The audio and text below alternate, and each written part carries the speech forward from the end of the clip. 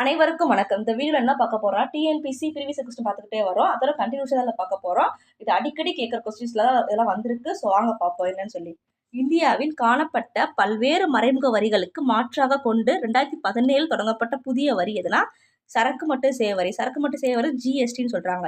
எப்போனா கொண்டு வந்தாங்கன்னா 2017 மறைமுக வரிக்கு மாற்றாக கொண்டு வந்த புதிய வரி தான் ஜிஎஸ்டின்னு சொல்றாங்க. சரக்கு மற்றும் சேவை வரின்னு சொல்லி. 2021 அதிக மனித குறியீட்டு வளர்ச்சியை கொண்ட நாடு எதுனா நார்வே. 2021 வந்து அதிக மனித வளர்ச்சி குறியீடு கொண்ட நாடு வந்து நார்வேன்றாங்க. நெக்ஸ்ட், சங்க காலம் என்பது டேஸ் உலோக காலத்தை தொடர்புடையதுன்னா இரும்பு காலம். சங்க காலம்னா இரும்பு காலத்தை உலோக காலம்னு சொல்றாங்க. வள்ளலாரின் சமரச சன்மார்க்க சத்திய சங்கம் எப்போது நிறுவப்பட்டதுன்னா 1865. யாரோடதான் வள்ளலோட சமரச சுத்த சன்மார்க்க சங்கம் புதிய சங்கம் வந்து 1865 தொடங்கியிருக்காங்கன்றாங்க. நெக்ஸ்ட் கொஸ்டின், 1891 சுதேசமித்திரன் என்ற பெயரில் தமிழ் ஒரு தேசிய பருவ இதழை தொடங்கியவர் ஜி சுப்பிரமணியம். எப்போனா 1891 சுதேசமித்திரன் அந்த பெயரில் வந்து ஒரு பருவ இதழ் தொடங்கியிருக்காங்க. யாருன்னா ஜி சுப்பிரமணியன்றவங்க.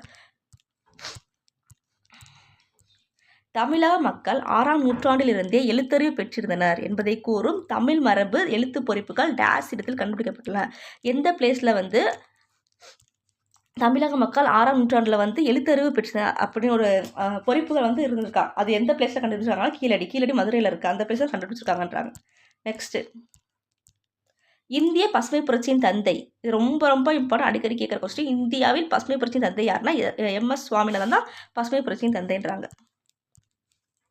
முக்கிய நகர்ப்புற ஒருங்கிணைப்பு உள்ள மாவட்டங்கள் எது எதுன்னு சொல்லி கேட்குறாங்க. முக்கிய நகர்ப்புற ஒருங்கிணைப்பு உள்ள மாவட்டங்கள் வந்து கோயம்புத்தூர், மதுரை, திருச்சிராப்பள்ளி. இந்த 3 தான். கோயம்புத்தூர், மதுரை, திருச்சிராப்பள்ளி. கோயம்புத்தூர் சியா, மதுரை எம், திருச்சிராப்பள்ளி வந்து டி, சிஎம்டி சொல்லி ஞாபகம். அதான் முக்கிய நகர்ப்புற ஒருங்கிணைப்பு உள்ள மாவட்டங்களாம். பின்வருவற்றில் லூகோடோர்மா அல்லது வெண்ணோய் பற்றிய உண்மை கருத்து எவை? லூகோடோர்மா அல்லது வெண்ணோய் பற்றிய கருத்து எதுன்னு சொல்லிக்கிறாங்க. இது ஒரு தொற்றாத நோய். இது தோல் நிறமி இழப்பை ஏற்படுத்தும் ஒரு தோல் நோய். இந்நோய்க்கு சிகிச்சை அளிக்க முடியாது. இந்த 3மே கரெக்டு. ஸோ இப்போ ஆப்ஷன் டி தான் கரெக்டு. நெக்ஸ்ட்டு, பின்வருவனவற்றுள் எது நீர்வள பாதுகாப்புத்துறை அல்ல? நீர்வள பாதுகாப்புத்துறை எது அல்லன்னு சொல்லி கேட்குறாங்க. சிக்கனமான நிலத்தில் நீர் பயன்பாடு, நவீன நீர்ப்பாசன முறைகளை பயன்படுத்தல், காடுகளின் பரப்பளப்பை குறைத்தல், மரபுவழி நீர்வளங்களை புதுப்பித்தல். இதில் எது கரெக்ட்னா காடுகளை பரப்பளவை குறைத்தல் தான் கரெக்டு. நெக்ஸ்ட் கொஸ்டின், தமிழ்நாட்டில் கல்வியறிவு விகிதம் அதிகம் கொண்ட மாவட்டம். கல்வியறிவு விகிதம் கொண்ட மாவட்டம் எதுன்னா கன்னியாகுமரி தான் ஃபர்ஸ்ட் பிளேஸ்ல இருக்குன்றாங்க. அதிகம் இருக்கா கல்வியறிவு. இந்தியாவில் தாமிரப்படிவு அதிகம் உள்ள மாநிலம் வந்து ராஜஸ்தான். தாமிரப்படிவு அதிகம் உள்ள மாநிலம் ராஜஸ்தான். மான்சூன் என்ற சொல் வந்து எந்த மொழி சொல்லதான் வந்திருக்குன்னு சொல்லியிருக்காங்க. எந்த மொழினா அரபிக். இது ரொம்ப ரொம்ப இம்பார்ட்டன்ட். மான்சூன் அப்படின்னா அரபிக் மொழி சொல்ல தான் வந்திருக்குன்றாங்க. பாண்டிய நாடு செல்வ செழிப்பை மிக்க உலகிலேயே மிக அற்புதமான பகுதியாகும் என புகழ்ந்து கூறிய அறிஞர் யாருன்னா மார்க்கோபோலோ தான் பாண்டிய நாடு. பாண்டிய அரசு வந்து செல்வ செழிப்பு மிக்க உலகிலே அற்புதமான பகுதியை சொல்லியிருக்காங்க. யாருன்னா மார்க்கோபோலோன்றவங்க தான். பழமையான திராவிட மொழி தமிழ். ரொம்ப ரொம்ப திராவிட மொழி தமிழ் தான். சிந்து சமவெளி நாகரிக மக்களின் முதன்மையான தொழில் எதுனா விவசாயம் தான். இல்லை, இந்த சிந்து சமவெளினால விவசாயம் தான் முதன்மையான தொழில் வச்சிருப்பாங்க அவங்க. கீழ்காவற்றுள் எந்த ஒன்று இந்திய குடியுரிமையை பெரும் வழி அல்ல? இந்திய குடியுரிமை பெரும் வழி அல்ல எதுன்னு சொல்லி கேட்குறாங்க. சொத்துரிமை பெறுவதன் மூலம், வம்சாவளியின் மூலம், பிறப்பு மூலம், இயல்புரிமை மூலம். இது மட்டும் வராது. ஏன்னா வம்சாவளி மூலமா வம்சம் சொல்றாங்களா, அந்த மூலமா குடியுரிமை பெறலாம். அதே மாதிரி பிறப்பு மூலமா நாங்கள் பிறந்திருக்கேன்னு சொல்லி குடியுரிமை பெறலாம். இன்னொரு இயல்புரிமை எனக்கு நான் இங்கே இருக்கணும், இயல்புரிமை மூலமும் குடியரசு பெறலாம். பட் சொத்துரிமை மூலமா குடியரசு பெற முடியாது. அப்போ இது ஆன்சர். எந்த சட்டத்திருத்தம் இந்திய குறு அரசமைப்பு என அழைக்கப்படுகிறதுனா 42வது சட்டத்திருத்தம் தான் இந்திய குறு அரசியலமைப்பு. சின்னதாக இருக்குது. அப்போ 2 வந்து சின்னதாக இருக்குன்னு சொல்லி ஞாபகம். அப்போ 42. லோக் ஆயுக்தா உறுப்பினர்களை நியமனம் செய்பவர் மாநில ஆளுநர். லோக் ஆயுக்தா உறுப்பினர்களை நியமனம் செய்பவர் யாருன்னா மாநில ஆளுநர்ன்றாங்க. மின் ஆளுகை நீதிமன்றங்கள் திட்டங்கள் எந்த ஆண்டு தொடங்கப்பட்டது? 2005. மின் ஆளுகை நீதிமன்றங்கள் திட்டங்கள் எப்போனா 2005 தொடங்கியிருக்காங்க. நெக்ஸ்ட்டு 1960 to 61 7 மாவட்டங்கள் செயல்படுத்தப்பட்ட முன்னோடி திட்டம் என்ற புதிய தொழில்நுட்பம் எவ்வாறு அழைக்கப்பட்டதுன்னா, அதிக விளைச்சல் தரும் ரகங்களை உற்பத்தி செய்வதற்கான திட்டம். அதிக விளைச்சல் தரும் ரகங்களை உற்பத்தி செய்கிற திட்டம் தான் முன்னோடி திட்டம் அப்படின்னு சொல்கிறாங்க. நெக்ஸ்ட்டு இந்திய அரசியமைப்பு அதிகாரங்களின் பிரிவில் 7வது அட்டவணை 7வது குறிப்பிடப்பட்ட மத்திய பட்டியல் எத்தனை இனங்கள் உள்ளனா 100. மத்திய 100. இப்போ தான் 100 கொடுக்குறாங்க, முதல்ல கம்மியாக இருந்துச்சு, இப்போ 100 கூட இருக்காங்க. 7வது அட்டவணையில் மொத்தம் 3 இருக்குது. மத்திய மாநில பொது சொல்லி மத்தியன்றது 100ன்றாங்க. கீழ்கணற்றுள் மாறுபட்ட வரி எதுனா முத்திரைத்தாள் வரி தான் மாறுபட்ட வரி. செல்வ வரி வருமான வரி இவரெல்லாம் படிச்சிருக்கோம், பட் முத்திரைத்தாள் வரின்றது படித்தது இல்லாத மாறுபட்ட வரின்றாங்க. 1940ஆம் ஆண்டு காமராஜர் வார்தா சென்று சந்தித்தது. வார்தா அந்த பிளேஸில் யார் சந்திச்சிட்டாங்கன்னா காந்தி இருக்காங்க. எப்போனா 1940. சென்னை மாகாணத்தின் மூலம் காங்கிரஸ் அமைச்சரவையை அமைத்தவர் யார் இருக்கிறாங்க? ராஜாஜி. சென்னை மாகாணத்தின் முதல் காங்கிரஸ் ஃபஸ்ட்டு காங்கிரஸ் அமைச்சர் யாருன்னா ராஜாஜி தான் அமைச்சிருக்காங்கன்றாங்க. Doctor B.R. அம்பேத்கர் பாரத ரத்னா விருது. இந்த பாரத ரத்னா விருதுல ரொம்ப ரொம்ப இம்பார்ட்டன்ட். நெக்ஸ்ட் வீடியோவில் அப்லோட் பண்ணுறேன். ஸோ இப்போ B.R. அம்பேத்கர் பாரத ரத்னா விருது எப்போ வாங்கினாங்கன்னா 1990 தான் பாரத ரத்னா விருது வாங்கியிருக்காங்க. அப்போனா 1990. எந்த காங்கிரஸ் அமர்வில் முழு சுதந்திரத்தை பூர்ண ஸ்வராஜ் தனது குறிக்கோளாக அறிவித்ததுன்னா லாகூர் செஷன் லாகூர் அமர்வு 1929. காங்கிரஸ் அமர்வில் முழு சுதந்திரம் பூர்ண ஸ்வராஜ் சொல்கிறாங்க. குறிக்கோள் அறிவிச்சிட்டாங்கன்னா லாகூர் அமர்வு 1929.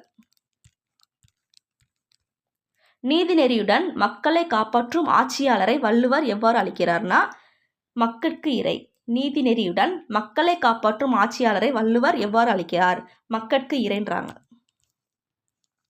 ஒருவரின் நகைக்கும் உவகைக்கும் பகையாக இருப்பது எது என்று வள்ளுவர் குறிப்பிடுகிறார்? சினம். ஒருவரின் நகைக்கும் உவகைக்கும் பகையாக இருப்பது எது அப்படின்னு சொல்லி வள்ளுவர் சொல்லியிருக்காங்கன்னா சினத்தை சொல்லியிருக்காங்க. பிறனில் விளைவானுடத்து எவை நான்கு நீங்காது இருக்கும்னா இது எந்த நாள்னு சொல்லி கேட்குறாங்க.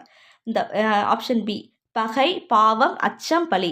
எந்த 4 இந்த ஒரு பிள்ளைங்க நீங்காமல் இருக்குன்னு சொல்லி கேட்குறாங்க. இதுனா பகை, பாவம், அச்சம், பழி. பிறரால் விரும்பப்படாதவன் செல்வத்தை திருவள்ளுவர் எவ்வாறு ஒப்பாக கூறுகின்றனர்னா ஆப்ஷன் டி ஊர் நடுவில் நச்சுமரம் பழுத்தது போன்றது. ஊர் நடுவில் நச்சுமரம் பழுத்தது போன்றதுன்றாங்க.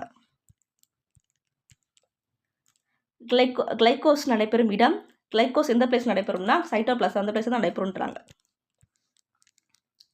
பாலூட்டிகளின் தனித்தன்மை செவில்கள் இருப்பது. பாலூட்டிகளின் தனித்தன்மை செவில்கள் இருப்பது. 3:1 என்ற விகிதாச்சாரத்தில் உள்ள அடர் அமிலங்கள் டேஸ் தங்கத்தை சுத்தம் செய்யவும் சுத்திகரிக்கவும் பயன்படுகிறதுனா HCl மற்றும் HNO3 தான் ஆன்சர். 3:1 அப்படின்னு சொல்லி அந்த அமிலம் இருந்துச்சுன்னா அது எப்படி சுத்தம் செய்வாங்க சுத்திகரிக்கவும் பயன்படுத்துகிறாங்கன்றா HCl மற்றும் HNO3ன்றது அந்த இதில் தான்.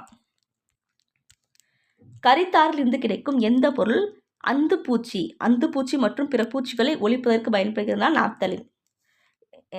எந்த பொருள்னா நாப்தலின். எந்தெந்த பூச்சினா அந்துப்பூச்சி மற்றும் பிற பூச்சிகளை ஒழிப்பதற்கு பயன்படுகிறதுனா நாப்தலின். கொஸ்டின் கீழ்காணும் அளவுகளில் வெப்பநிலையின் எஸ்ஐ அலகு. வெப்பநிலையோட எஸ்ஐ அலகு இருக்குதுன்னா கெல்வின். டெம்பரேச்சர் எஸ்ஐ யூனிட் எதுனா கெல்வின் சொல்லுவாங்க இங்கிலீஷில். பின்வரும் நதிகளில் எது தமிழ்நாட்டில் இல்லாத ஒன்று? தமிழ்நாட்டில் எது இல்லைன்னு சொல்லி கேட்குறாங்க. வைகை, தாமிரபரணி, கோதாவரி, பாலாறு. வைகைன்றது மதுரையில் இருக்குது. தாமிரபரணி திருநெல்வேலியில் இருக்குது.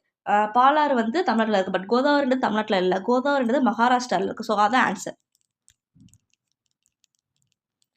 கீழ்காணவற்றுள் இஸ்ரோவின் எந்த திட்டம் மனிதர்களை விண்வெளிக்கு குறைந்த சுற்றுப்பாதையில் அழைத்து செல்வதை நோக்கமாக கொண்டுள்ளதுன்னா ககன்யான். எந்த திட்டம்னா விண்வெளிக்கு எந்த திட்டம் குறைவான சுற்றுப்பாதையிலேயே அந்த நோக்கமாக கொண்டிருக்கு அப்படின்னா ககன்யான் திட்டம் சொல்கிறாங்க. ககன்யான் திட்டம். பேரிடர் மேலாண்மை சட்டம் நடைமுறைக்கு எந்த ஆண்டு வந்தது அப்படின்னு சொல்லிக்கிறாங்கன்னா 2005. பேரிடர் மேலாண்மை சட்டம் எப்போ நடைமுறைக்கு வந்துச்சுன்னா 2005. தமிழ்நாட்டில் அரசின் சமுதாய நலனுக்காக ஆற்றிய சேவைக்கு சிறந்த 3ஆம் பாலினத்தவர் விருது கிரேஸ் பானு அவங்களுக்கு தான் வச்சுருக்காங்க. எப்போனா தமிழ்நாட்டின் சமுதாய நலனுக்காக ஆற்றிய சேவைக்கு சிறந்த 3ஆம் பாலினத்தவர் விருது யாருக்கு கிடச்சிருக்குன்னா கிரேஸ் பானுக்கு. Thank you friends.